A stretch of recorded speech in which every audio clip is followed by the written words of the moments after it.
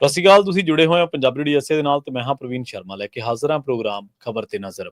ਖਬਰ ਤੇ ਨਜ਼ਰ ਪ੍ਰੋਗਰਾਮ ਦੇ ਵਿੱਚ ਕਈ ਅਹਿਮ ਤੇ ਕਈ ਖਾਸ ਖਬਰਾਂ ਨੂੰ ਲੈ ਕੇ ਜਾਣਕਾਰੀਆਂ ਸਾਂਝੀਆਂ ਕਰਨ ਦੇ ਲਈ, ਚਰਚਾਵਾਂ ਕਰਨ ਦੇ ਲਈ ਜੁੜ ਚੁੱਕੇ ਨੇ ਪੰਜਾਬ ਤੋਂ ਸੀਨੀਅਰ ਪੱਤਰਕਾਰ ਅਤੇ ਸਰਗਰਮ ਸਮਾਜਿਕ ਕਾਰਕੁਨ ਦੀਪਕ ਸ਼ਰਮਾ ਚਨਾਰਥਲ ਜੀ। ਸ਼ਰਮਾ ਸਤਿ ਸ਼੍ਰੀ ਅਕਾਲ, ਸਵਾਗਤ ਹੈ ਜੀ ਪੰਜਾਬੀ ਡੀਐਸਏ ਤੇ। ਸਤਿ ਸ਼੍ਰੀ ਅਕਾਲ ਪ੍ਰਵੀਨ ਜੀ, ਸਾਰੇ ਦਰਸ਼ਕਾਂ ਨੂੰ ਸਰੋਤਿਆਂ ਨੂੰ ਪਿਆਰ ਭਰੀ ਸਤਿ ਸ਼੍ਰੀ ਅਕਾਲ। ਸਤਿ ਸ਼੍ਰੀ ਅਕਾਲ ਜੀ।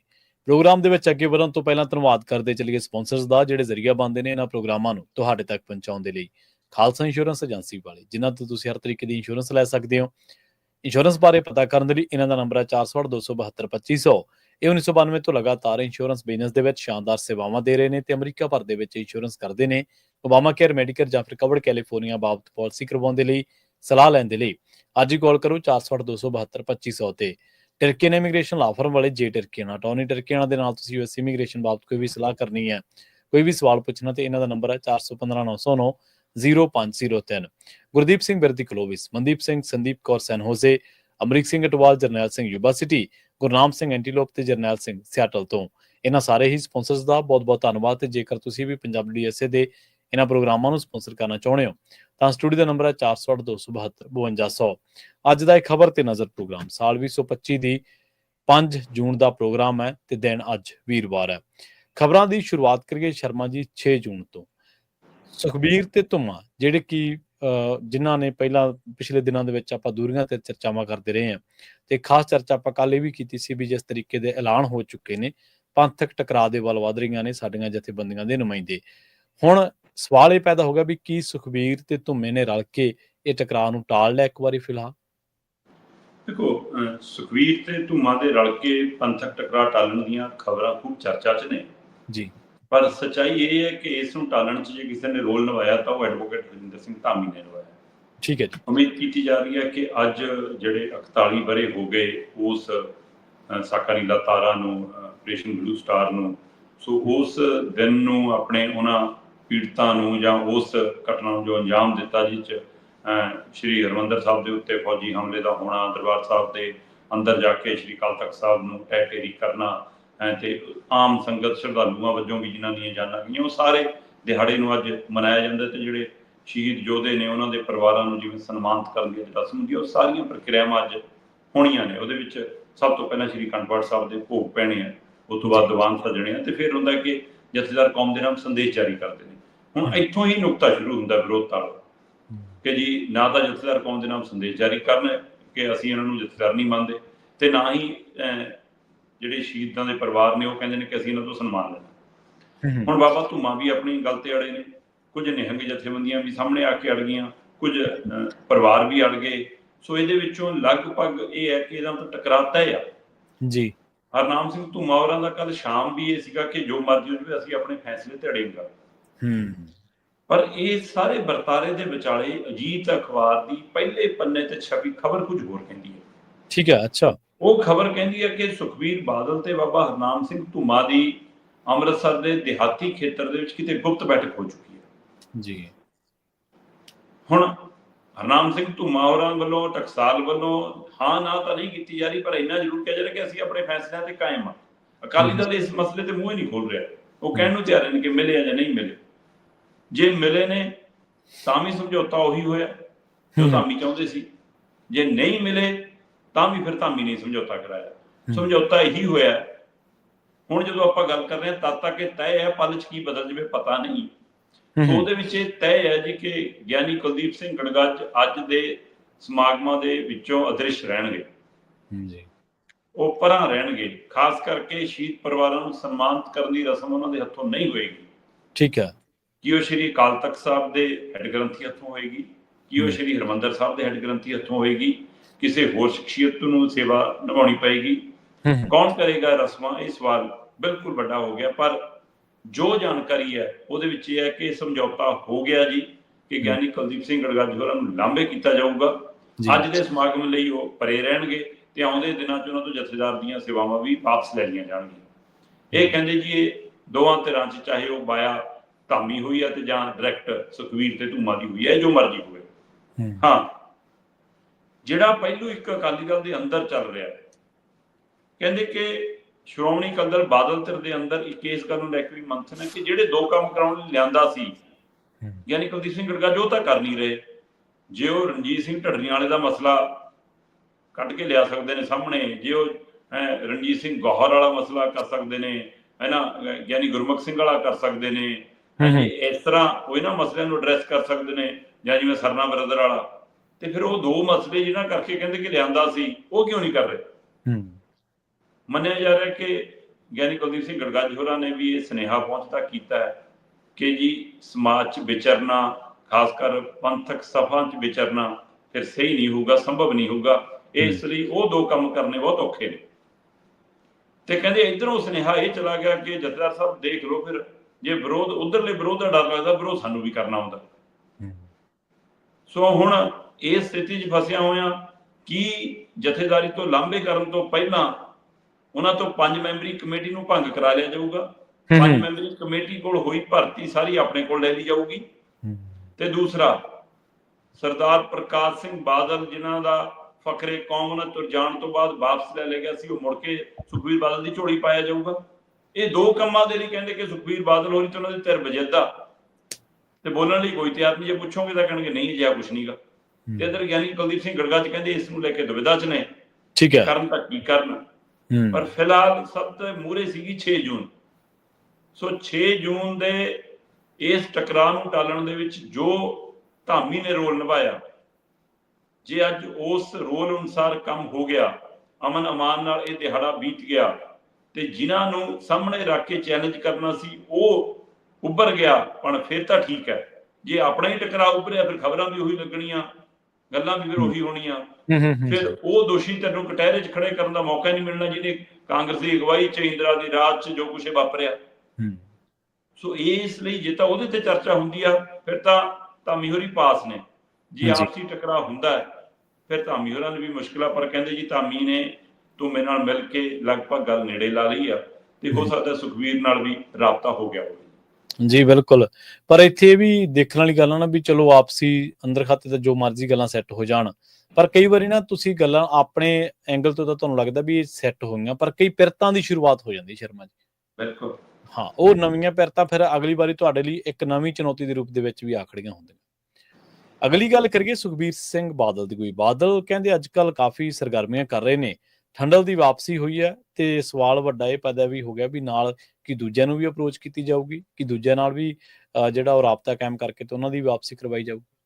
ਪ੍ਰਵੀਨ ਜੀ, ਲਗਾਤਾਰ ਪਿਛਲੇ ਹਫ਼ਤੇ 10 ਦਿਨ ਤੋਂ ਇਸ ਗੱਲ ਤੇ ਸਵਾਲ ਹੋ ਰਹੇ ਸੀ, ਖਾਸ ਕਰ ਲੁਧਿਆਣਾ ਜਿਮਨੀ ਚੋਣ ਦਾ ਭਿੜ ਭਖਣ ਤੋਂ ਬਾਅਦ, ਕਿ ਸੁਖਬੀਰ ਸਿੰਘ ਬਾਦਲ ਪਾਰਟੀ ਦੇ ਪ੍ਰਧਾਨ ਨੇ, ਪਰ ਪ੍ਰਧਾਨ ਦੇ ਨਾਤੇ ਕਿਤੇ ਵਿਚਰਦੇ ਨਹੀਂ ਦਿਖਦੇ, ਕਿਤੇ ਸਰਗਰਮੀ ਨਹੀਂ ਦਿਖਦੀ, ਕਿਤੇ ਉਹ ਗਤੀਵਿਧੀਆਂ ਨਹੀਂ ਦਿਖਦੀਆਂ। ਕਿ ਜਾਂ ਤਾਂ ਹੁਣ ਏਸੀਆਂ 'ਚ ਰਹਿਣ ਦੇ ਆਦੀ ਹੋ ਗਏ ਨੇ, ਥੋੜਾ ਜਿਹਾ ਬਾਹਰ ਆਓ, ਗਰਮੀ ਲੱਗਦੀ ਹੈ, ਫਿਰ ਅੰਦਰ ਵੜ ਜਾਓ, ਹੈ ਨਾ। ਦੂਸਰੇ ਪਾਸੇ ਅਜੇ ਤੱਕ ਟੀਮ ਸੰਗਠਨ ਵਰਕਿੰਗ ਕਮੇਟੀ ਤੱਕ ਨਹੀਂ ਅੱਜ ਤੱਕ ਬਣਾਈ, ਅਜੇ ਵੀ ਨਹੀਂ ਬਣਾਈ ਜੀ। ਪਰ ਉਹਦੇ ਬਾਵਜੂਦ ਪਿਛਲੇ 2 ਦਿਨਾਂ ਤੋਂ ਸੁਖਬੀਰ ਬਾਦਲ ਬਾਹਰ ਨਿਕਲੇ ਨੇ। ਉਹ ਲੁਧਿਆਣਾ 'ਚ ਪ੍ਰਚਾਰ ਕਰਦੇ ਵੀ ਨਜ਼ਰ ਆਉਂਦੇ ਨੇ, ਉਹ ਹਲਕਿਆਂ 'ਚ ਕੁਝ ਲੋਕਾਂ ਦੇ ਘਰਾਂ ਜਾਣ, ਕਿਸੇ ਨੂੰ ਮੁਲਾਕਾਤਾਂ ਕਰਦੇ ਵੀ ਨਜ਼ਰ ਆਉਂਦੇ ਨੇ, ਉਹ ਮੀਡੀਆ 'ਚ ਬੋਲਦੇ ਵੀ ਨਜ਼ਰ ਆਏ ਨੇ।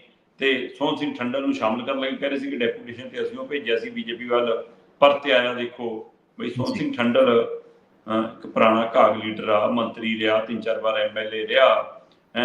ਚਲੋ ਜੀ ਟਿਕਟ ਨਹੀਂ ਮਿਲੀ ਜੀ, ਬੀਜੇਪੀ ਕਹਿੰਦੀ ਚਲੇ ਜਾਓ, ਬੀਜੇਪੀ ਤੋਂ ਟਿਕਟ ਮਿਲ ਗਈ, ਚੋਣ ਲੜ ਲਏ, ਹਾਰ ਲਏ, ਪਤਾ ਹੈ ਕਿ ਖੱਟਿਆ ਉੱਥੇ ਵੀ ਨਹੀਂ ਅਜੇ ਕੁਝ ਜਾਣਾ, ਫਿਰ ਵਾਪਸ ਪਰਤੇ, ਪਤਾ ਇਹ ਵੀ ਹੈ ਕਿ ਇੱਥੇ ਵੀ ਅਜੇ ਕੁਝ ਖੱਟਿਆ ਨਹੀਂ ਜਾਣਾ। ਪਰ ਇਹ ਵੀ ਫਿਰ ਵੀ ਸੁਖਬੀਰ ਬਾਦਲ ਦੀ ਇਹ ਮੈਨੇਜਮੈਂਟ ਇਹ ਹੋਊਗੀ ਜਿਹੜੀ ਠੰਡਲ ਉਹਨਾਂ ਨੂੰ ਵਾਪਸ ਕਹੀ। ਜੇ ਸੋਹਣ ਸਿੰਘ ਠੰਡਲ ਵਾਪਸ ਆ ਸਕਦੇ ਆ ਤਾਂ ਇਹਨਾਂ ਤੋਂ ਕੁਝ ਹੋਰ ਲੀਡਰ ਵੀ ਵਾਪਸ ਆਉਣ ਦੀ ਆਸ ਅਕਾਲੀ ਦਲ ਬਾਦਲ ਧਿਰ ਨੂੰ ਵੱਜੀ ਹੈ। ਜਿੱਥੇ ਇਹ ਆਸ ਵੱਜੀ ਹੈ, ਉੱਥੇ ਕੁਝ ਆਪਣੀ ਮੁਰਲੀ ਕਤਾਰ ਦੇ ਲੀਡਰਾਂ ਦਾ ਖੁਰ ਜਾਣ ਦਾ ਵੀ ਡਰ ਖੜਾ ਹੈ। ਖਾਸ ਕਰ ਮਜੀਠੀਆ ਪਰਿਵਾਰ ਦੇ ਲਈ ਇਹਨਾਂ ਨੂੰ ਕਾਫੀ ਚੁਣੌਤੀ ਦਾ ਸਾਹਮਣਾ ਕਰਨਾ ਪੈ ਰਿਹਾ। ਕਹਿੰਦੇ ਉਹਨਾਂ ਨੂੰ ਨਾਲ ਰੱਖਣ ਦੇ ਲਈ ਕਾਫੀ ਜੱਦੋਜਹਿਦ ਕਰਨੀ ਪੈ ਰਹੀ ਹੈ।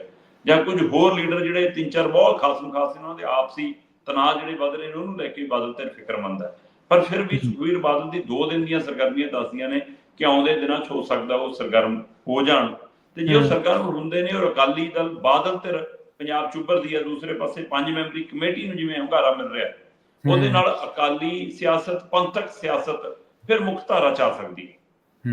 ਤੇ ਜੇ ਇਹ ਮੁੱਖ ਧਾਰਾ 'ਚ ਆਉਂਦੀ ਹੈ ਤਾਂ ਦੂਜੀਆਂ ਧਿਰਾਂ ਲਈ ਕੋਈ ਚੁਣੌਤੀ ਤਾਂ ਹੋਏਗੀ ਨਾ ਸਾਹਮਣੇ। ਸਵਾਲ ਜਿੱਤ ਹਾਰ ਦਾ ਨਹੀਂ ਹੈ, ਸਵਾਲ ਅਕਾਲੀ ਦਲ ਦਾ ਚੁਣੌਤੀ ਵਜੋਂ, ਧਿਰ ਵਜੋਂ ਸਾਹਮਣੇ ਖਲੋਣਾ ਹੈ। ਤੇ ਜੇ ਸੱਚਮੁੱਚ ਇਹ ਪੰਜਾਬ ਦੇ ਹਿੱਤਾਂ ਨੂੰ ਧਿਆਨ 'ਚ ਰੱਖ ਕੇ ਖਲੋ ਜਾਣ, ਚਾਹੇ ਅੱਡੋ ਅੱਡ ਥੜਿਆਂ ਤੇ ਰਹਿਣ ਤੇ ਚਾਹੇ ਇਕੱਠੇ ਹੋ ਜਾਣ, ਫਿਰ ਤਾਂ ਹੈ ਹੀ ਕਮਾਲ ਹੈ।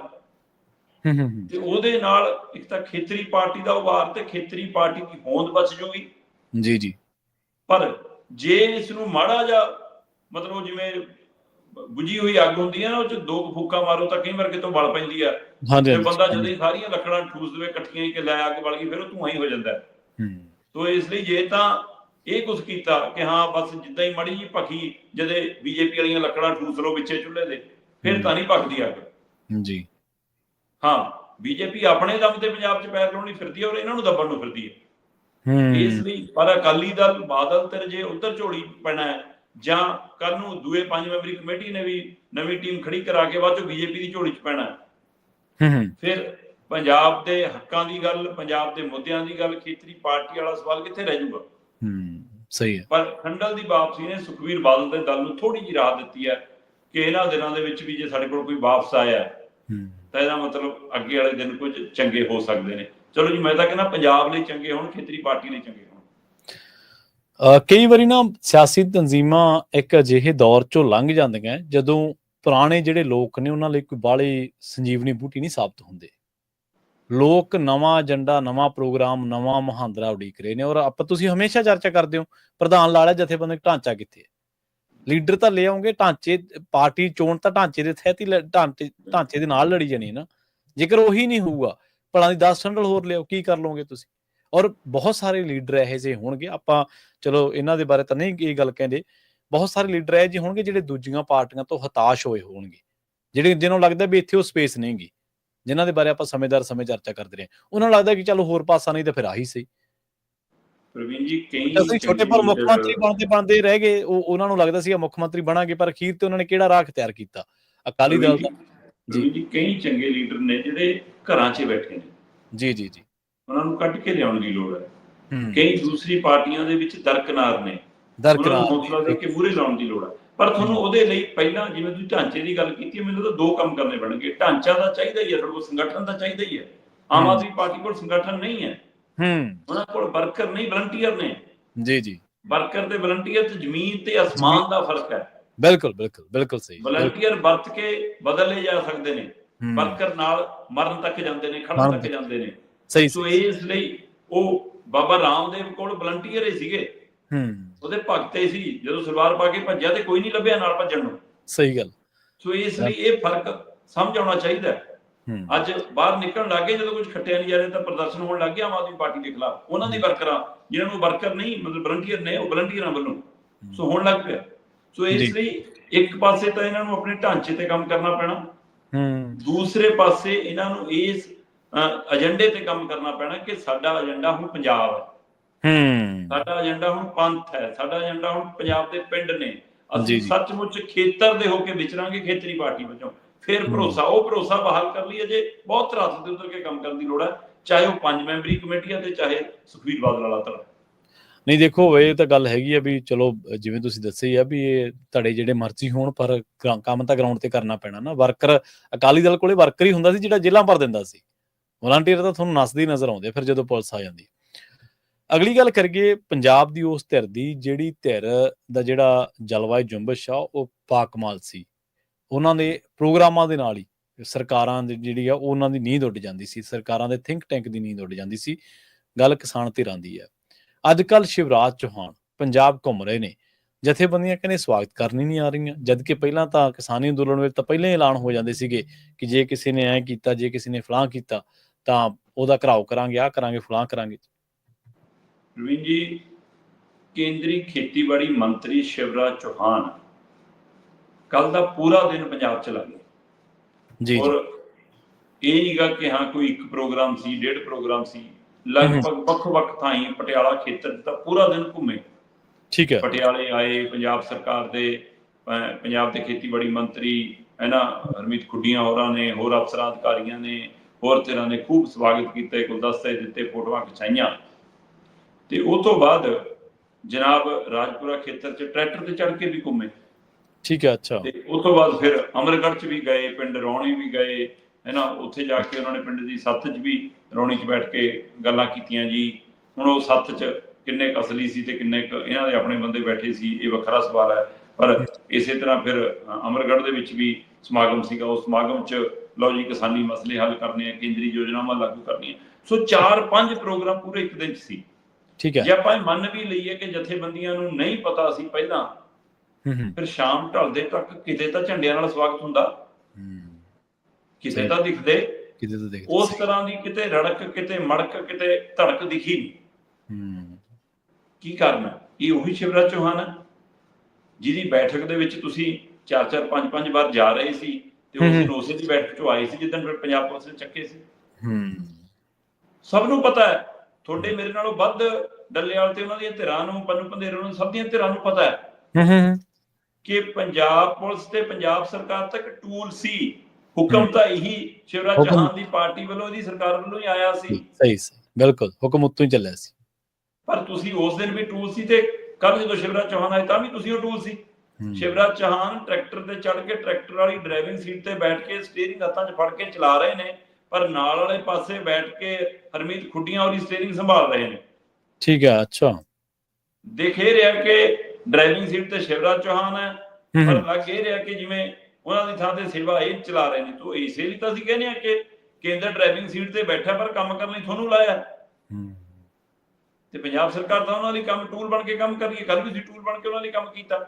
ਸਹੀ ਬਿਲਕੁਲ। ਤੁਸੀਂ ਕਿਉਂ ਨਹੀਂ ਪੁੱਛ ਲਿਆ ਫਿਰ ਕਿ ਵੀ ਸਾਡੇ ਕਿਸਾਨ ਦੇ ਦਿੱਲੀ ਜਾਣਾ ਚਾਹੁੰਦੇ ਸੀ, ਚਲੋ ਅਸੀਂ ਤਾਂ ਜੀ ਆਪਣੇ ਵਪਾਰੀਆਂ ਦੇ ਲਈ ਧਰਨਾ ਚੁਕਾਤਾ ਲੁਧਿਆਣਾ ਜਿਮਨੀ ਚੋਣ ਲਈ, ਪਰ ਤੁਸੀਂ ਉਹਨਾਂ ਨੂੰ ਤਾਂ ਕਹਿੰਦੇ ਕਿ ਤੁਸੀਂ ਕਿਉਂ ਨਹੀਂ ਉਹਨਾਂ ਦੀ ਗੱਲ ਮੰਗਾ ਮੰਨਦੇ ਜੀ, ਬਾਂਹ ਫੜਦੇ ਜੀ। ਕਿੱਥੇ ਪੁੱਛਦੀ ਹੈ ਪੰਜਾਬ ਸਰਕਾਰ? ਸਹੀ ਹੈ। ਇਹ ਤਾਂ ਉਹਨਾਂ ਦੇ ਹੁਕਮਾਂ ਤੇ ਚੱਲਦੇ ਨੇ। ਪਰ ਸਵਾਲ ਤਾਂ ਜਥੇਬੰਦੀਆਂ ਦਾ, ਖਾਸ ਕਰਕੇ ਜਿਨ੍ਹਾਂ ਦਾ ਸ਼ੰਭੂ ਔਰ ਖਨੌਰੀ ਧਰਨਾ ਸੀ, ਉਹ ਤੇਰਾ ਤਾਂ ਸਾਹਮਣੇ ਆਉਂਦੀਆਂ। ਉਹ ਤੇਰਾ ਤਾਂ ਕਿਤੇ ਰੜਕਦੀਆਂ, ਕਿਤੇ ਖੜਕਦੀਆਂ, ਕਿਤੇ ਧੜਕਦੀਆਂ, ਕਿਤੇ ਅੜਦੀਆਂ, ਕਿਤੇ ਲੜਦੀਆਂ ਨਜ਼ਰ ਤਾਂ ਆਉਂਦੀਆਂ। ਕਿਉਂ ਨਹੀਂ ਆਏ? ਕੀ ਇਹ ਵੀ ਕੋਈ ਗੁਪਤ ਸਮਝੌਤਾ? ਕੀ ਇੱਥੇ ਵੀ ਕੋਈ ਆਪਸੀ ਤਾਲਮੇਲ ਹੈ ਕਿ ਕਦੋਂ ਕਰਨਾ ਵਿਰੋਧ, ਕਦੋਂ ਨਹੀਂ ਕਰਨਾ? ਇਸ ਲਈ ਸ਼ਿਵਰਾਜ ਚੌਹਾਨ ਤਾਂ ਕਹਿੰਦੇ ਜੀ ਮੈਂ ਤਕਨੀਕ ਵੰਡਦਾ ਫਿਰਦਾ, ਸਾਡੀ ਤਾਂ ਯੋਜਨਾ ਜੀ ਮੋਦੀ ਜੀ ਦੀ, ਅਸੀਂ ਤਾਂ ਮੁਨਾਫੇ ਵਾਲੀ ਖੇਤੀ ਕਰਾਉਣੀ ਹੈ। ਉਹ ਵੀ 2022 ਚ ਆਮਦਨ ਦੁੱਗਣੀ ਦਾ ਵਾਅਦਾ ਵੀ ਮੋਦੀ ਦਾ ਹੀ ਸੀ। ਕਿੱਥੇ ਗਿਆ? ਬਿਲਕੁਲ ਸਹੀ। ਤੇ ਇਸ ਲਈ ਇਸ ਮਸਲੇ ਦੇ ਉੱਤੇ ਜਥੇਬੰਦੀਆਂ ਸਵਾਲ ਹੈ ਕਿ ਹਾਂ ਐਸਕੇਐਮ ਦਾ ਆਉਂਦੇ ਦਿਨਾਂ 'ਚ ਧਰਨਾ ਲੱਗਣਾ, ਵੱਡਾ ਧਰਨਾ ਲੱਗਣਾ। ਉਹ ਐਸਕੇਐਮ ਮਤਲਬ ਕਿ ਇਹ ਉਹਨੂੰ ਰਾਜਨੀਤਿਕ ਐਸਕੇਐਮ ਕਹਿੰਦੇ ਨੇ, ਉਹ ਆਪਣੇ ਆਪ ਨੂੰ ਅਸਲੀ ਐਸਕੇਐਮ ਕਹਿੰਦੇ ਨੇ। ਉਹਨਾਂ ਵੱਲੋਂ ਲਗਭਗ ਤੈਅ ਆ ਰਾਜੇਵਾਲ ਹੋਰਾਂ ਦੀ ਅਗਵਾਈ 'ਚ ਕਿ ਜੀ ਅਸੀਂ ਪਾਣੀਆਂ ਦੇ ਉੱਤੇ, ਪਾਣੀ ਪਲੀਤ ਹੋਣ ਵਾਲੇ ਮਸਲਿਆਂ ਤੇ, ਜ਼ਮੀਨਾਂ ਅਕਵਾਇਰ ਕਰਨ ਵਾਲੇ ਮਸਲਿਆਂ ਤੇ, ਇਹ ਸਾਰੇ ਮਸਲੇ ਕੇਂਦਰ ਤੋਂ ਲੈ ਕੇ ਪੰਜਾਬ ਸਰਕਾਰ ਨੂੰ ਘੇਰਨਾ, ਉਹਦੇ ਲਈ ਵੱਡਾ ਧਰਨਾ ਲੱਗੂਗਾ। ਉਹਦੀ ਤਿਆਰੀ ਜ਼ਰੂਰ ਕੀਤੀ ਜਾ ਰਹੀ ਹੈ। ਉਹਨੂੰ ਵੀ ਰੋਕਣ ਲਈ ਸਰਕਾਰਾਂ ਜਦੋਂ ਜਾਇਜ਼ ਨੇ, ਕੇਂਦਰ ਔਰ ਪੰਜਾਬ ਸਰਕਾਰ ਉਹਦੇ ਉੱਤੇ ਵੀ ਮੰਥਨ ਕਰ ਰਹੀ ਹੈ ਪੈਰਲਲ, ਕਿ ਉਹਨੂੰ ਕੀ ਮੀਟਿੰਗ ਨਾਲ ਟਾਲ ਲਿਆ ਜਾਵੇ, ਕੀ ਸਮਝਾ ਲਿਆ ਜਾਵੇ, ਕੀ ਡਰਾ ਲਿਆ ਜਾਵੇ, ਕੀ ਐਂ ਡੰਡਾ ਫੇਰਨਾ ਪਊ, ਘਰਾਂ 'ਚ ਚੱਕਣੇ ਪੈਣਗੇ ਜਾਂ ਉਹ ਲੱਗਣ ਦਿੱਤਾ ਜਾਵੇ। ਕਈ ਤਰ੍ਹਾਂ ਦੇ ਮੰਥਨ ਸਰਕਾਰੀ ਪੱਧਰ ਤੇ, ਅਧਿਕਾਰੀ ਪੱਧਰ ਦੇ ਵੀ ਚੱਲ ਰਹੇ ਨੇ, ਪਰ ਉਧਰ ਵੀ ਧਰਨੇ ਦੀ ਤਿਆਰੀ ਹੈ। ਪਰ ਸਵਾਲ ਤਾਂ ਇਹ ਹੈ ਕਿ ਖੇਤੀਬਾੜੀ ਮੰਤਰੀ ਪੰਜਾਬ 'ਚ ਟਰੈਕਟਰ ਤੇ ਚੜ੍ਹ ਕੇ ਘੁੰਮ ਕੇ ਚਲਾ ਗਿਆ ਤੇ ਤੁਸੀਂ ਝੰਡੇ ਲੈ ਕੇ ਆਏ ਹੋ ਨਹੀਂ ਸਵਾਗਤ ਕਰਨ। ਜੀ ਬਿਲਕੁਲ। ਦੇਖੋ, ਆਪਾਂ ਇਹ ਨਹੀਂ ਕਹਿੰਦੇ, ਉਕਸਾਉਂਦੇ ਨਹੀਂ ਵੀ ਤੁਸੀਂ ਆਹ ਕਰੋ ਤੇ ਆਹ ਨਹੀਂ, ਉਕਸਾਉਂਦੇ ਨਹੀਂ। ਮੇਰਾ ਉਹਨਾਂ ਦੀ ਨੀਤੀ ਤੇ ਗੈਰ ਹਾਜ਼ਰੀ ਦਾ ਕਿਸੇ ਦਾ ਵੀ ਵਿਰੋਧ ਨਾ ਕਰੋ। ਹਾਂਜੀ, ਤੁਹਾਡੀ ਗੈਰ ਹਾਜ਼ਰੀ ਦੀ ਗੱਲ ਆ ਸੱਚ। ਮਤਲਬ ਹੰਸਰਾਜ ਦਾ ਵਿਰੋਧ ਕਰ ਲੈਣਾ, ਫਿਰ ਹੰਸਰਾਜ ਕਹਿੰਦਾ ਜੀ ਮੇਰਾ ਤਾਂ ਪਤਾ ਕਿਉਂ ਕਰਦੇ ਨੇ, ਹੈ ਨਾ? ਕਿ ਇੱਥੇ ਵੀ ਦੇਖ ਕੇ ਵਿਰੋਧ ਹੁੰਦਾ ਕਿ ਆਹ ਦਲਿਤ ਹੈ, ਹਿੰਦੂ ਹੈ, ਜੱਟ ਹੈ, ਅਗਲੇ ਸਵਾਲ ਕਰਦੇ ਨੇ। ਕਈ ਵਾਰੀ ਕਿਸਾਨ ਜਥੇਬੰਦੀਆਂ ਦੇ ਬਾਰੇ ਜੋ ਕੁਝ ਚੱਲ ਰਿਹਾ, ਖਬਰਾਂ ਪੜ੍ਹਦੇ ਆ, ਖਨੌਰੀ ਸ਼ੰਭੂ ਦਾ ਮੋਰਚੇ ਬਾਰੇ ਆਪਾਂ ਦੇਖਿਆ, ਕਿਸਾਨ ਆਗੂਆਂ ਦੀ ਫੜੋ ਫੜਾਈ, ਭਾਜਪਾ ਜਿਸ ਤਰੀਕੇ ਨਾਲ ਸਰਗਰਮੀਆਂ ਕਰ ਰਹੀ ਹੈ, ਸ਼ਰਮਾ ਜੀ ਇਉਂ ਲੱਗਦਾ ਕਈ ਵਾਰੀ ਕਿ ਕਿਸਾਨ ਆਗੂ ਤੇ ਜਥੇਬੰਦੀਆਂ ਇਹ ਜ਼ਮੀਨ ਤੋਂ ਜਿਹੜੀ ਪਕੜ ਆ ਉਹ ਗਵਾ ਰਹੇ ਨੇ, ਭਾਜਪਾ ਜ਼ਮੀਨ ਤੇ ਪਕੜ ਬਣਾ ਰਹੀ ਹੈ। ਬਿਲਕੁਲ ਹੋ ਸਕਦਾ ਕਈ ਕਿਸਾਨ ਪੱਖੀ ਲੋਕਾਂ ਨੂੰ ਇਹ ਗੱਲ ਮਾੜੀ ਲੱਗੇ, ਇਹ ਗੱਲ ਕੌੜੀ ਲੱਗੇ। ਇਹ ਗੱਲ ਦਰੁਸਤ ਹੈ। ਇਹ ਸਿਰਫ ਜਥੇਬੰਦੀਆਂ ਦੀ ਕੋਈ ਗਲਤੀ ਦਾ ਹੀ ਕਾਰਨ ਨਹੀਂਗਾ। ਇਹ ਉਹਨਾਂ ਦੀ ਨੀਤੀ ਦਾ ਵੀ ਕਾਰਨ ਹੈ, ਕਿਉਂਕਿ ਸਰਕਾਰਾਂ ਇਸ ਤਰ੍ਹਾਂ ਦਾ ਮਾਹੌਲ ਸਿਰਜ ਰਹੀਆਂ ਨੇ ਲਗਾਤਾਰ ਕਿ ਕਿਸਾਨ ਜਥੇਬੰਦੀਆਂ ਨੂੰ ਇਸ ਕਦਰ ਲੋਕਾਂ 'ਚ ਬਦਨਾਮ ਕਰ ਦੋ ਕਿ ਜਚਾ ਦੋ ਕਿ ਤਾਂ ਜੀ ਕੰਮੇ ਧਰਨਾ ਲਾਉਣਾ ਹੈ, ਜਚਾ ਦੋ ਜੀ ਕਿ ਤਾਂ ਕਿਸਾਨ ਇਹ ਨਹੀਂ ਗੇ ਜੀ, ਇਹ ਤਾਂ ਵਪਾਰੀ ਨੂੰ। ਲਗਾਤਾਰ ਇਹ ਹਮਲੇ ਦਿੱਲੀ ਤੋਂ ਹੀ ਸ਼ੁਰੂ ਨੇ ਨਾ। ਜਦੋਂ ਵੀ ਕਿੰਨਾ ਕੁਛ ਕਿਹਾ ਜਾਂਦਾ ਸੀਗਾ, ਉਹ ਹੁਣ ਵੀ ਕਰਮ ਜਾਰੀ ਹੈ। ਸੋ ਇਸ ਲਈ ਉਹ ਇਸ ਤਰ੍ਹਾਂ ਦਾ ਇੱਕ ਮਾਹੌਲ ਸਿਰਜ ਰਹੇ ਨੇ ਕੇਂਦਰ ਔਰ ਪੰਜਾਬ ਸਰਕਾਰ ਤੇ ਅਫਸਰ ਅਧਿਕਾਰੀ ਕਿ ਤਾਂ ਜੀ ਧਰਨੇ ਲਾ ਕੇ ਲੋਕਾਂ ਦਾ ਕੰਮ ਰੋਕਦੇ ਨੇ, ਰਾਹ ਰੋਕਦੇ ਨੇ, ਹੈ ਨਾ? ਆਮ ਪਿੰਡਾਂ ਵਾਲੇ ਲੋਕਾਂ ਨੂੰ ਵੀ ਇਹਨਾਂ ਦੇ ਵਿਰੁੱਧ ਕਰ ਦੋ, ਹੋਰ ਵਰਗਾਂ ਨੂੰ ਵੀ ਵਿਰੁੱਧ ਕਰ ਦਿਓ ਕਿ ਜਦੋਂ ਕਿ ਮੈਂ ਲਗਾਤਾਰ ਇਹ ਗੱਲ ਕਰਦਾ ਰਿਹਾ ਕਿ ਅੱਜ ਦੀ ਤਰੀਕ 'ਚ ਜੇ ਸਰਕਾਰਾਂ ਨੂੰ ਕੋਈ ਸਵਾਲ ਕਰ ਰਿਹਾ ਤਾਂ ਸਿਰਫ ਕਿਸਾਨ ਜਥੇਬੰਦੀਆਂ ਕਰ ਰਹੀਆਂ। ਬਿਲਕੁਲ ਬਿਲਕੁਲ ਅੱਜ ਦੀ ਤਰੀਕ 'ਚ ਜੇ ਕੋਈ ਧਰਨਾ ਮੁਜ਼ਾਹਰਾ ਕੋਈ ਪ੍ਰਦਰਸ਼ਨ ਕਰ ਰਿਹਾ ਤਾਂ ਸਿਰਫ ਜਥੇਬੰਦੀਆਂ ਕਰ ਰਹੀਆਂ, ਇਸੇ ਲਈ ਉਹ ਰੜਕ ਰਹੀਆਂ ਸਰਕਾਰਾਂ ਨੂੰ। ਤੇ ਪਰ ਉਹਨਾਂ ਨੂੰ ਵੀ ਸਮਝਣਾ ਪੈਣਾ ਕਿ ਇੱਕ ਤਾਂ ਸਾਡੀ ਏਕਾ ਜ਼ਰੂਰੀ ਹੈ, ਦੂਸਰਾ ਸਾਨੂੰ ਆਪਣਾ ਤਰੀਕਾ ਸੁਧਾਰਨਾ ਪੈਣਾ, ਤਰੀਕਾਕਾਰ ਬਦਲਣਾ ਪੈਣਾ, ਤੀਸਰਾ ਸਰਕਾਰੀ ਪੱਧਰ ਵਾਲੀ ਨੀਤੀ ਦੇ ਅਨੁਸਾਰ ਉਹਨਾਂ ਦੀਆਂ ਚਾਲਾਂ ਨੂੰ ਕਾਟ ਕਰਨ ਦੀ ਨੀਤੀ ਵੀ ਘੜਨੀ ਪੈਣੀ ਹੈ। ਸੋ ਬਹੁਤ ਪੱਧਰ ਤੇ ਕੰਮ ਕਰਨ ਦੀ ਲੋੜ ਹੈ, ਪਰ ਉਹ ਅਪਡੇਟ ਨਹੀਂ, ਜਿਵੇਂ ਅੱਜ ਕੱਲ ਮੋਬਾਈਲ ਆਉਂਦੇ ਨਾ, ਅਪਡੇਟ ਵਰਜਨ ਆ ਗਏ ਜੀ, ਉਹ ਪੁਰਾਣਾ ਫਿਰ ਸਲੋ ਹੋ ਜਾਂਦਾ। ਸੋ 90% ਸਾਡੀਆਂ ਜਥੇਬੰਦੀਆਂ ਅਪਡੇਟ ਨਹੀਂ ਹੋ ਰਹੀਆਂ। ਨਹੀਂ ਦੇਖੋ ਬਿਲਕੁਲ, ਇਹ ਹੁਣ ਇੰਨੀ ਆਪਣੀ એનર્ਜੀ, ਇੰਨਾ ਆਪਣੇ ਸੋਰਸਿਸ ਵੇਸਟ ਕਰ ਰਹੀਆਂ ਨੇ। ਮਤਲਬ ਵੇਸਟ ਮਤਲਬ ਕਿ ਉਹ ਕਹਿ ਦਿੰਦੇ DAP ਰੋਕਦੀ, ਮੰਨ ਲਓ ਮਿਸਾਲ ਦੇ ਤੌਰ ਤੇ, ਇਹ ਜਿਉਂ ਲੱਗਦਾ ਚਲੋ ਜੀ ਧਰਨੇ ਲਾਉਣੇ, ਅਸੀਂ ਸੜਕਾਂ ਰੋਕਦੇ ਐਂ ਕਰਦੇ, ਕਿੰਨਾ ਕੁਛ એનર્ਜੀ ਰੋਕ ਗਈ ਤੇ ਉਹਨਾਂ ਦਾ ਨੈਰੇਟਿਵ ਸਟਰੋਂਗ ਹੈ, ਫਿਰ ਉਹਨਾਂ ਨੇ DAP ਦੇ ਹੀ ਦੇਣੀ ਹੈ। ਕਦੇ ਝੋਨਾ ਨਹੀਂ ਚੱਕਿਆ ਜੀ, ਚਲੋ ਲਾ ਦਿਓ ਧਰਨੇ। ਸੋ ਇਹਨਾਂ ਨੂੰ ਵੀ ਜਿਵੇਂ ਉਹ ਉਹਨਾਂ ਦਾ ਥਿੰਕ ਟੈਂਕ ਸੋਚਦਾ, ਜਾਂ ਜਿਵੇਂ ਉਹ ਸਾਜ਼ਿਸ਼ਾਂ ਰਚ ਰਚ ਕੇ ਇਹਨਾਂ ਦੀ ਤਾਕਤ ਕਮਜ਼ੋਰ ਕਰ ਰਹੇ ਨੇ, ਇਹਨਾਂ ਨੂੰ ਵੰਡ ਕੇ, ਇਹਨਾਂ ਨੂੰ ਕੁੱਟ ਕੇ, ਇਹਨਾਂ ਤੋਂ ਲੋਕ ਸਮਰਥਨ ਪਿੱਛੇ ਕਰਕੇ ਉਹ ਕਰ ਰਹੇ ਨੇ, ਤਾਂ ਇਸ ਤਰੀਕੇ ਨਾਲ ਇਹਨਾਂ ਨੂੰ ਵੀ ਬਰਾਬਰ ਦੇ ਹਾਣੀ ਬਣਨਾ ਪੈਣਾ ਜੀ। ਅਗਲੀ ਗੱਲ ਕਰੀਏ ਨਵਜੋਤ ਸਿੱਧੂ ਦੀ। ਪਿਛਲੇ ਦਿਨੀ ਚੈਨਲ ਲਾਂਚ ਕਰਨ ਆਏ ਸੀਗੇ, ਖਾਸੀਆਂ ਚਰਚਾਵਾਂ ਕਰਕੇ, ਪਰ ਸਟਾਰ ਪ੍ਰਚਾਰਕਾਂ ਦੇ ਵਿੱਚ ਸਿੱਧੂ ਸਾਹਿਬ ਦਾ ਨਾਂ ਨਾ ਹੋਵੇ, ਇਹ ਗੱਲ ਪਤਾ ਨਹੀਂ ਕਿਹੜੇ ਪਾਸੇ ਨੂੰ ਜਾ ਰਹੀ ਹੈ। ਉਧਰੋਂ ਮਾਨ ਨੂੰ ਵੀ 3 ਨੰਬਰ ਹੈ, ਕੁਰਸੀ ਉਹਨਾਂ ਦੀ ਪਹਿਲੇ ਨੰਬਰ ਤੇ, ਪੰਜਾਬ ਦੇ ਵਿੱਚ ਨੰਬਰ 3 ਮਿਲਿਆ ਉਹਨਾਂ ਨੂੰ। ਪ੍ਰਵੀਨ ਜੀ, ਲੁਧਿਆਣਾ ਜਿਮਨੀ ਚੋਣ ਦਾ ਖੜਾ ਭਖ ਗਿਆ ਜੀ। 40 ਸਟਾਰ ਪ੍ਰਚਾਰਕਾਂ ਦੀਆਂ ਸੂਚੀਆਂ ਆ ਰਹੀਆਂ ਨੇ। 40 ਨਾਮ ਦੇਣੇ ਹੀ ਹੁੰਦੇ ਨੇ, ਕਿਉਂਕਿ ਖਰਚੇ ਫਿਰ ਉਸ ਨਾਮਾਂ ਤੇ ਪੈ ਜਾਂਦੇ ਨੇ। ਇਸ ਲਈ ਉਹ ਉਮੀਦਵਾਰ ਵਾਲੇ ਖਰਚਿਆਂ ਨੂੰ ਐਡਜਸਟ ਕਰਨ ਦਾ ਵੀ ਤਰੀਕਾ ਹੁੰਦਾ ਹੈ। ਸੋ ਇਹ ਸਾਰੀ ਪ੍ਰਕਿਰਿਆ ਹੁੰਦੀ ਹੈ। ਸਭ ਨੂੰ ਪਤਾ ਕਿ ਜਿਹੜੇ 40 ਨਾਮ ਐਲਾਨੇ ਜਾਂਦੇ ਨੇ, ਉਹਨਾਂ 40 ਨੇ ਪ੍ਰਚਾਰ ਕਰਨ ਨਹੀਂ ਆਉਣਾ ਹੁੰਦਾ, ਖਾਸ ਕਰ ਜਿਮਨੀ ਚੋਣ 'ਚ ਤਾਂ ਜਮਾ ਹੀ 5-7-10 ਬੰਦੇ ਹੀ ਹੁੰਦੇ ਨੇ ਜਿਨ੍ਹਾਂ ਨੇ ਬਾਹਰੋਂ ਆਉਣਾ, ਬਾਕੀ ਲੋਕਲ ਵਾਲਿਆਂ ਨੇ ਜਾਣਾ ਹੁੰਦਾ। ਪਰ ਉਹ ਨਾਮ ਬੜੇ ਉਹਦੇ ਵਿੱਚ ਸ਼ਾਮਿਲ ਕੀਤੇ ਜਾਂਦੇ ਨੇ, ਕੋਈ ਰੁਤਬੇ ਦੇ ਹਿਸਾਬ ਨਾਲ, ਕੋਈ ਨਾਮ ਦੇ ਹਿਸਾਬ ਨਾਲ, ਕੋਈ ਪਾਰਟੀ ਦੇ ਵਿੱਚ ਪਹੁੰਚ ਦੇ ਹਿਸਾਬ ਨਾਲ, ਕੋਈ ਦਿਖਾਵੇ ਦੇ ਹਿਸਾਬ ਨਾਲ, ਕੋਈ ਕੰਮ ਕਰਾਉਣ ਦੇ ਹਿਸਾਬ ਨਾਲ, ਕਿੰਨੇ ਤਰ੍ਹਾਂ ਦੇ ਫਾਰਮੂਲੇ ਹੁੰਦੇ ਜਿਹੜੇ ਹੁੰਦੇ। ਸੋ ਹੁਣ ਕਾਂਗਰਸ ਨੇ ਆਪਣੀ 40 ਸਟਾਰ ਪ੍ਰਚਾਰਕਾਂ ਦੀ ਸੂਚੀ ਸ਼ਾਮਿਲ ਕੀਤੀ ਹੈ। ਉਹ 'ਚ ਜੇ ਸਚਿਨ ਪਾਇਲਟ ਹੈਗਾ, ਉਹਦੇ ਵਿੱਚ ਜੇ ਅਮੇਠੀ ਤੋਂ ਉਹਨੂੰ ਬੀਬੀ ਅਰੁਣਾ, ਉਹ ਕਿਹੜੀ ਸੀਗੀ ਉਹ ਹੈ ਨਾ ਜਿਹੜੀ ਜਿਹਨੂੰ ਹਰਾਇਆ ਸੀਗਾ, ਕਲਾਕਾਰ ਰਹੀ ਹੈ ਅਮੇਠੀ ਤੋਂ, ਸਮ੍ਰਿਤੀ ਇਰਾਨੀ ਨੂੰ ਹਰਾਇਆ ਸੀ ਜਿਹਨੇ, ਚਮਨ ਕਿਸ਼ੋਰੀ ਲਾਲ ਸ਼ਰਮਾ ਹੈ ਨਾ, ਉਹ ਗਾਂਧੀ ਪਰਿਵਾਰ ਦਾ ਖਾਸਾ ਉਹਦਾ ਵੀ ਨਾਂ ਹੈਗਾ ਸਟਾਰ ਪ੍ਰਚਾਰਕਾਂ 'ਚ। ਤੇ ਉਹ ਤੋਂ ਇਲਾਵਾ ਮੁਹੰਮਦ ਸਦੀਕ ਹੈਗੇ ਆ, ਰਾਜਾ ਵੜਿੰਗ ਹੈਗੇ ਆ, ਮਤਲਬ ਕਿ ਵਿਰੋਧੀ ਦਲ ਲੀਡਰ ਪ੍ਰਤਾਪ ਬਾਜਵਾ, ਪਤਾ ਨਹੀਂ ਆਉਣਾ ਕਿ ਨਹੀਂ ਆਉਣਾ, ਅਜੇ ਤੱਕ ਵਿਦੇਸ਼ ਦੌਰੇ ਤੇ ਜਾਣ ਕੇ ਟਲੇ ਨੇ, ਪਤਾ ਨਹੀਂ ਹੈ ਨਾ। ਦੂਸਰੇ ਪਾਸੇ ਸੁਮਿੰਦਰ ਰੰਧਾਵਾ ਸ਼ਾਇਦ ਲੁਧਿਆਣੇ ਦੇ ਨੇੜੇ ਤੋਂ ਵੀ ਨਾ ਲੰਘਣ, ਪਰ ਉਹਦਾ ਵੀ ਨਾਂ ਹੈਗਾ। ਖੁਦ ਇੰਚਾਰਜ ਕਾਂਗਰਸ ਦੇ ਭਵੇਸ਼ ਬਘੇਲ, ਉਹਦਾ ਵੀ ਨਾਂ ਹੈਗਾ। ਪ੍ਰਗਟ ਸਿੰਘ ਵੀ ਹੈਗੇ, ਰਾਣਾ ਤਾਂ ਚਲੋ ਇੰਚਾਰਜ ਨੇ ਉੱਥੇ, ਕੁਲਜੀਤ ਨਾਗਰਾ ਵੀ ਹੈਗਾ, ਔਜਲਾ ਵੀ ਹੈਗਾ, ਸਾਰੇ ਨਾਮ ਕਾਂਗਰਸ ਦੇ ਲਗਭਗ, ਸੁਖਪਾਲ ਖਹਿਰਾ, ਇੱਥੋਂ ਤੱਕ ਕਿ ਘੜੀਆ ਕੁਮਾਰ ਦਾ ਵੀ ਨਾਂ ਹੈਗਾ। ਇਹ ਸਾਰੇ ਨਾਵਾਂ ਦੇ ਵਿੱਚ ਨਵਜੋਤ ਸਿੱਧੂ ਦਾ ਨਾਂ ਕਿਉਂ ਨਹੀਂ, ਜਿਹੜਾ ਕਾਂਗਰਸ ਦੀ ਸਟਾਰ ਪ੍ਰਚਾਰਕਾਂ ਦੀ ਸੂਚੀ 'ਚ ਪਹਿਲੇ ਦੂਜੇ ਨੰਬਰ ਦਾ ਸਟਾਰ ਪ੍ਰਚਾਰਕ ਹੁੰਦਾ ਸੀ, ਖਾਸ ਕਰ ਭਾਰਤ ਪੱਧਰ ਤੇ ਤਾਂ, ਤੇ ਪੰਜਾਬ 'ਚ ਹੋਵੇ ਤੇ ਉਹਦਾ ਕਿਉਂ ਨਹੀਂ ਨਾਂ? ਇਹਦਾ ਮਤਲਬ ਕੀ ਕਾਂਗਰਸ 'ਚੋਂ ਪੱਕੀ ਛੁੱਟੀ ਹੋ ਗਈ ਫਿਰ? ਬਿਲਕੁਲ ਤੁਸੀਂ ਦਰੁਸਤ ਫਰਮਾਇਆ ਕਿ ਨਵਜੋਤ ਸਿੰਘ ਸਿੱਧੂ ਪਿਛਲੇ ਦਿਨ ਇੱਕ ਚੈਨਲ ਲਾਂਚ ਦੇ ਸਮੇਂ ਆਏ ਸੀ, ਜਾਂ ਉਹ ਤੋਂ ਪਹਿਲਾਂ ਵੀ ਕਦੇ ਬਾਹਰ ਨਿਕਲਦੇ ਆ, ਇੱਕ ਅੱਧਾ ਸ਼ਗੂਫਾ ਛੱਡ ਕੇ, ਇੱਕ ਅੱਧਾ ਕੋਈ ਪਾ ਕੇ, ਫਿਰ 4 ਮਹੀਨੇ 6 ਮਹੀਨੇ ਲਈ ਕੋਪਾਵਨ 'ਚ ਚਲੇ ਜਾਂਦੇ ਨੇ। ਵੈਸੇ ਅੱਜ ਕੱਲ੍ਹ ਚਲੋ ਕਮੇਡੀ ਸ਼ੋਅ ਵਾਲੇ ਉਹ 'ਚ ਦਿਖਣ ਲੱਗ ਪਏ, ਜਾਂ ਕਮੈਂਟਰੀਆਂ 'ਚ ਦਿਖਦੇ ਨੇ, ਉਹ ਉਹਨਾਂ ਦਾ ਦੁਕਾਨਦਾਰੀ ਉਧਰ ਵਾਲੀ ਫਿਰ ਚੱਲ ਪਈ, ਉਹ ਸਰਗਰਮ ਹੋ ਗਏ ਉਧਰ। ਪਰ ਰਾਜਨੀਤੀ ਨੂੰ ਜਾਂ ਤਾਂ ਤੁਸੀਂ ਟੈਂਪਰੇਰੀ ਜੌਬ ਨਹੀਂ ਲੈ ਸਕਦੇ, ਜਾਂ ਤਾਂ ਤੁਹਾਨੂੰ ਪੂਰਾ ਸਮਾਂ ਦੇਣਾ ਪਊਗਾ। ਇਹ ਪਾਰਟ ਟਾਈਮ ਜੌਬ ਨਹੀਂ ਹੈਗੀ, ਹੈ ਨਾ। ਰਾਜਨੀਤੀ ਦਾ ਪੂਰਾ ਸਮਾਂ ਮੰਗੂਗੀ, ਜਾਂ ਫਿਰ ਇਹ ਤੋਂ ਪਰੇ ਹੋ ਜਾਓ। ਠੀਕ ਹੈ, ਰਾਜਨੀਤੀ ਇਹ ਨਹੀਂਗਾ ਕਿ ਸਿਰਫ ਸਰਗਰਮ ਹੋ ਕੇ ਚੋਣ ਲੜਨਾ ਹੀ ਰਾਜਨੀਤੀ ਹੁੰਦੀ ਹੈ। ਆਪਾਂ ਜੋ ਕਰ ਰਹੇ ਹਾਂ ਇਹ ਵੀ ਰਾਜਨੀਤੀ ਦਾ ਹੀ ਪਾਰਟ ਹੈ। ਪਰ ਇੱਕ ਤੁਸੀਂ ਸਰਗਰਮ ਸਿਆਸਤਦਾਨ ਵਜੋਂ ਵਿਚਰਦੇ ਹੋ, ਜਾਂ ਤਾਂ ਫਿਰ ਉਹ ਛੱਡ ਦੋ, ਲੋਕ ਕਿਸੇ ਨਵੇਂ ਤੋਂ ਉਮੀਦ ਰੱਖਣ। ਸੋ ਜਾਂ ਤਾਂ ਕਿਸੇ ਲਈ ਸਪੇਸ ਛੱਡ ਦੋ, ਉਹ ਮੱਲ ਕੇ ਰੱਖਣ ਦਾ ਕੀ ਕਰਨਾ। ਸੋ ਨਵਜੋਤ ਸਿੱਧੂ, ਇਹਦਾ ਮਤਲਬ ਕਾਂਗਰਸ ਦੀ ਗੁੱਡ ਬੁੱਕ ਚੋਂ ਬਾਹਰ ਹੋ ਗਿਆ। ਜੇ ਉਹਨਾਂ 40 'ਚ ਵੀ ਥਾਂ ਨਹੀਂ ਬਣਾ ਪਾ ਰਹੇ, ਫਿਰ ਇਹਦਾ ਮਤਲਬ ਰਾਹੁਲ ਔਰ ਪ੍ਰਿਯੰਕਾ ਜੀ ਦੇ ਦਮ ਤੇ ਉਹਨਾਂ ਨੂੰ ਇੰਨੇ ਮੌਕੇ ਮਿਲੇ ਮਤਲਬ ਕਿ ਹੁਣ ਇਹਦਾ ਮਤਲਬ ਉਹਨਾਂ ਦੀ ਕਿਤਾਬ ਚੋਂ ਵੀ ਉਹ ਬਾਹਰ ਨੇ। ਸੋ ਇਸ ਲਈ ਉਹਨਾਂ ਦਾ ਨਾਮ ਨਹੀਂ ਹੈਗਾ। ਦੂਸਰੇ ਪਾਸੇ ਆਮ ਆਦਮੀ ਪਾਰਟੀ ਨੇ ਆਪਣੀ 40 ਸਟਾਰ ਪ੍ਰਚਾਰਕਾਂ ਦੀ ਸੂਚੀ ਜਾਰੀ ਕੀਤੀ, ਉਹ 'ਚ ਦਿੱਲੀ ਵਾਲਿਆਂ ਨੂੰ ਵੀ ਖੂਬ ਮੌਕੇ ਨੇ, ਪੰਜਾਬ ਦੇ ਮੰਤਰੀ MLA ਦੇ ਲਗਭਗ ਸਾਰੇ ਨਾਂ ਨੇ। 40ਵਾਂ ਨਾਮ ਜੇ ਸੋਨੀਆ ਮਾਨ ਦਾ, ਤਾਂ ਪਹਿਲਾ ਨਾਮ ਅਰਵਿੰਦ ਕੇਜਰੀਵਾਲ ਦਾ, ਪਹਿਲਾ ਨਾਮ ਭਗਵੰਤ ਮਾਨ ਦਾ ਕਿਉਂ ਨਹੀਂ ਹੈ?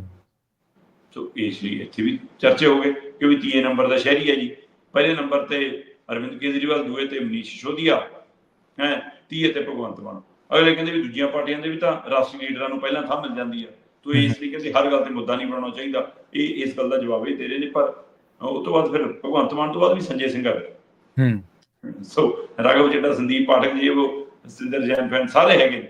ਸੋ ਦਿੱਲੀ ਵਾਲੇ ਤਾਂ ਤੁਰੇ ਆਉਂਦੇ ਨੇ ਜੀ। ਉਹ ਅੱਗੇ ਨਾ ਪਿੰਡਾਂ ਦੇ ਵਿੱਚ ਤੁਸੀਂ ਦੇਖਿਆ ਹੋਣਾ ਕਿ ਜਦੋਂ ਮਜ਼ਦੂਰ ਯੂਪੀ ਬਿਹਾਰ ਤੋਂ ਆਉਣੇ ਲੱਗੇ ਸੀ, ਹਾਂਜੀ, ਤਾਂ ਉਹਨਾਂ ਦਾ ਇੱਕ ਲਾਣੇਦਾਰ ਹੁੰਦਾ ਸੀ। ਉਹ ਲਾਣੇਦਾਰ ਮੂਹਰੇ ਤੁਰਦਾ ਸੀ, ਉਹਦੇ ਕੋਲ ਰੇਡੀਓ ਵੀ ਹੁੰਦਾ ਸੀ। ਉਹ ਕੱਛ 'ਚ ਜਾਂ ਹੱਥ 'ਚ ਫੜ ਕੇ, ਉਹ ਸਟੈਂਡ ਜਿਹੇ ਵਾਲਾ ਰੇਡੀਓ ਫੜ ਕੇ ਤੁਰਦਾ ਹੁੰਦਾ ਸੀ, ਤੇ ਮਗਰ ਉਹਦੇ ਲਾਈਨ ਬਣਾ ਕੇ ਤੁਰਦੇ ਸੀ ਉਹਦੇ ਨਾਲ ਦੇ ਸਾਰੇ ਸਾਥੀ, ਤੇ ਚਾਹੇ ਰਹਿੰਦੇ ਮੋਟਰ ਤੇ ਹੀ ਸੀ। ਸੋ ਉਹ ਲਾਈਨ ਬਣਾਈ ਹੁਣ ਦਿੱਲੀ ਤੋਂ ਨਾ ਕਾਫਲੇ ਤੁਰੇ ਆ ਰਹੇ ਨੇ। ਜੀ ਜੀ ਬਿਲਕੁਲ। ਹਰ ਨਵਾਂ ਲਾਣੇਦਾਰ ਲੱਗਦਾ ਉਰੇ, ਤੇ ਉਹ ਆਪਣੇ ਨਾਲ ਆਪਣੀ ਟੀਮ ਲਿਆ ਰਿਹਾ, ਤੇ ਉਹਨਾਂ ਨੂੰ ਨੌਕਰੀਆਂ 2-2 ਲੱਖ 3-3 ਲੱਖ। ਪੰਜਾਬ ਦਾ ਲੋਕ ਸੰਪਰਕ ਵਿਭਾਗ, ਠੀਕ ਹੈ, ਪੰਜਾਬ ਦੇ ਲੋਕ ਸੰਪਰਕ ਵਿਭਾਗ ਦੇ ਚੰਗੇ ਸਿਆਣੇ ਨੁਮਾਇੰਦੇ ਇੱਕ ਬਾਹਰਲੇ ਸੂਬੇ ਵਾਲੀ ਕੁੜੀ ਨੂੰ ਉੜਿਆਲੇ ਦਾ ਕਾਇਦਾ ਪੜਾਉਣ ਲਈ ਇਸ ਲਈ ਲੱਗੇ ਨੇ ਕਿ ਹਾਕਮ ਦਾ ਹੁਕਮ ਹੈ ਕਿ ਉਹਨੂੰ ਪੱਕੀ ਨੌਕਰੀ ਦਿਵਾਉਣੀ ਹੈ ਇੱਥੇ।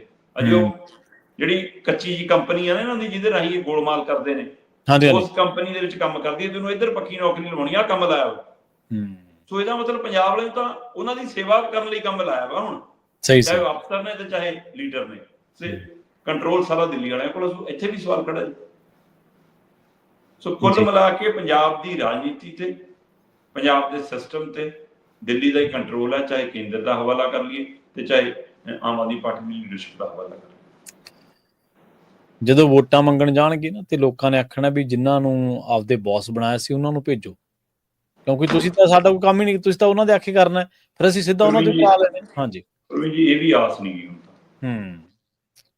ਮਤਲਬ ਉਹ ਫਿਰ ਚੁਣਿੰਦਾ ਲੋਕ ਹੀ ਹੁੰਦੇ ਨੇ ਜਿਹੜੇ ਇਹ ਸਵਾਲ ਕਰਦੇ ਨੇ। ਬਾਕੀ ਜਨਤਾ ਤਾਂ ਜਿਹੜੀ ਬਿਜਲੀ ਮਾਫੀ ਵਾਲੇ ਬਿੱਲ ਚੱਕੀ ਫਿਰਦੀ ਆ, ਉਹਨਾਂ ਨੇ ਘਰਦਿਆਂ ਨੂੰ ਜਦੋਂ 1000 ਦੇ ਨੋਟ ਡਿੱਗੇ, ਉਹਦੇ ਨਾਲ ਵੀ ਕਿੰਨੇ ਢਿੱਲੇ ਹੋਣਾ। ਆਮ ਆਦਮੀ ਪਾਰਟੀ ਬਿਲਕੁਲ ਕਮਜ਼ੋਰ ਲਗਾਤਾਰ ਹੁੰਦੀ ਜਾ ਰਹੀ ਹੈ, ਪਰ ਇਹ ਨਹੀਂ ਤੁਸੀਂ ਕਹਿ ਸਕਦੇ ਕਿ ਉਹ ਅੱਜ ਦੀ ਤਰੀਕ 'ਚ ਬਿਲਕੁਲ ਬਾਹਰ ਹੋ ਜੂਗੀ। ਅਜੇ ਉਹਦੀ ਧਰਾਤਲ ਤੇ ਉਵੇਂ ਲੋਕਾਂ 'ਚ ਪੈਰ ਲੱਗੇ ਨੇ, ਕਿਉਂਕਿ ਅਸੀਂ ਨਿੱਜੀ ਮੁਹਾਜ਼ ਪਾਲ ਲਏ ਨੇ, ਅਸੀਂ ਨਿੱਜੀ ਹਿੱਤ ਪਾਲ ਲਏ ਨੇ। ਸਾਡੇ ਲਈ ਸੂਬਾ, ਕੌਮ, ਇਲਾਕਾ ਮੁੱਦੇ ਉਹ ਅਹਿਮੀਅਤ ਨਹੀਂ ਰੱਖਦੇ, ਮੇਰਾ ਨਿੱਜ ਅਹਿਮੀਅਤ ਰੱਖਦਾ। ਹਾਂਜੀ ਬਿਲਕੁਲ। ਹੁਣ ਤੁਸੀਂ ਉਹ ਜਿਹੜਾ ਇਹਨਾਂ ਦਾ ਸਰਪੰਚ ਆ ਜਸ਼ਨ, ਉਹ ਸੁਸਾਈਡ ਕਰ ਗਿਆ, ਹੋਰ ਬਥੇਰੇ ਮਾਮਲੇ ਨੇ ਜਿੱਥੇ ਕਿੰਨੀ ਕੁ ਲੋਕਾਂ ਦੀ ਉਹਨਾਂ ਮਾਮਲਿਆਂ 'ਚ ਸਰਗਰਮੀ ਦੇਖਦੇ ਹੋ ਤੁਸੀਂ? ਬਠਿੰਡੇ 'ਚ ਕੀ ਕੁਛ ਹੋਇਆ? ਆਪਾਂ ਉਹਦੀ ਫੌਜੀ ਦੀ ਜਿਵੇਂ ਟੰਗਾਂ ਤੋੜੀਆਂ, ਲੱਤਾਂ ਤੋੜੀਆਂ, ਠੀਕ ਹੈ, ਪਿੰਡ ਜਾਗਿਆ, ਪਿੰਡ ਨੇ ਸਿਆਣਪ ਦਿਖਾਈ, ਏਕਾ ਦਿਖਾਇਆ, ਜਿਹਨੇ ਵੋਟ ਲਾਇਆ ਸੀ ਉਹਦੇ ਨਾਲ ਖੜੇ। ਪਰ ਪੂਰੀ ਲਹਿਰ ਪੰਜਾਬ 'ਚ ਕਿਉਂ ਨਹੀਂ ਬਣਦੀ ਇਸ ਤਰ੍ਹਾਂ? ਪੰਜਾਬ 'ਚ ਨਹੀਂ ਬਣਦੀ। ਹਾਂਜੀ ਬਿਲਕੁਲ। ਜਾਂਦਿਆਂ ਦੀ ਗੱਲ ਕਰੀਏ ਕੇਂਦਰ ਦੇ ਨਾਲ ਜੁੜੇ ਮਸਲੇ ਦੀ ਮਰਦਮਸ਼ੁਮਾਰੀ ਦੀ, ਕਹਿੰਦੇ ਇਹਦੇ ਨਾਲ ਹੀ ਜਾਤੀ ਜਨਗਣਨਾ ਵੀ ਹੋਊਗੀ ਤੇ 2027 ਦੇ ਵਿੱਚ ਅਸਾਰ ਨੇ। ਬਿਲਕੁਲ ਜੀ, 2027 ਦੇ ਵਿੱਚ ਅਸਾਰ ਤਾਂ ਕਿਹਨੇ ਨੂੰ ਲਗਭਗ ਤੈਅ ਹੈ ਕਿ ਮਾਰਚ 2027 ਦੇ ਵਿੱਚ ਜਾਤੀ ਜਨਗਣਨਾ ਵੀ ਤੇ ਆਮ ਜਨਗਣਨਾ ਵੀ ਇਕੱਠੀਆਂ ਹੋ ਜਾਣਗੀਆਂ। ਠੀਕ ਹੈ। ਕੇਂਦਰ ਸਰਕਾਰ ਨੇ ਤੈਅ ਕਰ ਲਿਆ ਕਿ 2027 'ਚ ਜਾਤੀ ਜਨਗਣਨਾ ਨਾਲ ਹੀ ਕਰਾਈ ਜਾਊਗੀ, ਆਮ ਮਰਦਮਸ਼ੁਮਾਰੀ ਦੇ ਨਾਲ ਹੀ। ਔਰ ਇਹਦੇ ਲਈ ਆਪਾਂ ਇਹ ਕਹਿ ਸਕਦੇ ਹਾਂ ਕਿ ਪ੍ਰੀ ਲਾਂਚ ਜਿਵੇਂ ਆਪਾਂ ਕਹਿੰਦੇ ਹੁੰਦੇ ਹਾਂ, ਉਹ ਅਕਤੂਬਰ 2026 'ਚ ਹੋ ਜੂ। ਅਸਲ 'ਚ ਤੈਅ ਕੀਤਾ ਜਾ ਰਿਹਾ ਕਿ ਅਕਤੂਬਰ 2026 'ਚ 4 ਜਿਹੜੇ ਪਹਾੜੀ ਸੂਬੇ ਨੇ ਉੱਥੋਂ ਪ੍ਰਕਿਰਿਆ ਸ਼ੁਰੂ ਕਰ ਲਈ ਜਾਵੇ, ਤੇ ਬਾਕੀ ਸਾਰੀ ਮਾਰਚ 2027 ਤੋਂ ਹੋਵੇ।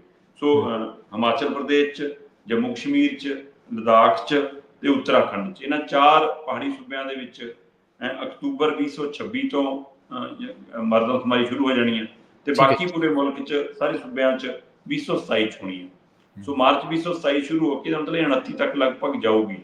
ਇਹ ਤੁਸੀਂ ਮੰਨ ਕੇ ਚੱਲੋ ਕਿ 3 ਸਾਲ ਦੀ ਇਹ ਪੂਰੀ ਪ੍ਰਕਿਰਿਆ, ਕਿਉਂਕਿ ਆਜ਼ਾਦੀ ਤੋਂ ਪਹਿਲਾਂ ਇੱਕ ਵਾਰ ਜਾਤੀ ਜਨਗਣਨਾ ਹੋਈ ਸੀ, ਤੇ ਜਾਤੀ ਜਨਗਣਨਾ ਕਰਨ ਦੇ ਲਈ ਵੱਖਰੀ ਤੁਹਾਨੂੰ ਤਹੀਆ ਵੀ ਕਰਨਾ ਪੈਣਾ, ਉਹਦੇ ਲਈ ਵੱਖਰੀ ਕਾਰਗੁਜ਼ਾਰੀ ਵੀ ਕਰਨੀ ਪੈਣੀ ਆ, ਉਹਦੇ ਲਈ ਵੱਡੇ ਕਾਲਮ ਵੀ ਰੱਖਣੇ ਪੈਣੇ ਆ, ਕਿਉਂਕਿ 1931 'ਚ ਕਹਿੰਦੇ ਜਾਤੀ ਜਨਗਣਨਾ ਹੋਈ ਸੀ, ਜਦੋਂ ਆਮ ਜਨਗਣਨਾ ਦੇ ਨਾਲ ਜਾਂ ਵੱਖਰੀ, ਤੇ ਉਸ ਸਮੇਂ ਸਿਰਫ ਹਿੰਦੂ ਧਰਮ ਨਾਲ ਸੰਬੰਧਿਤ ਜਾਤਾਂ ਦਾ ਡਾਟਾ ਇਕੱਠਾ ਕੀਤਾ ਗਿਆ ਸੀ।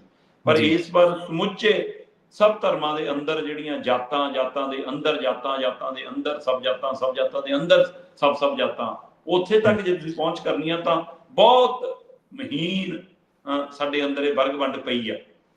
ਸੋ ਉਸ ਵਰਗ ਵੰਡ ਨੂੰ ਜੇ ਸੱਚਮੁੱਚ ਤੁਸੀਂ ਕਾਗਜ਼ੀ ਪੱਤਰੀ ਉਭਾਰ ਕੇ ਲਿਆਉਣਾ ਔਰ ਉਸ ਨੂੰ ਸਹੀ ਰੂਪ ਚ ਵਰਤਣਾ, ਫਿਰ ਤਾਂ ਇਹ ਬਹੁਤ ਲਾਹੇਵੰਦ ਹੈ ਜੀ।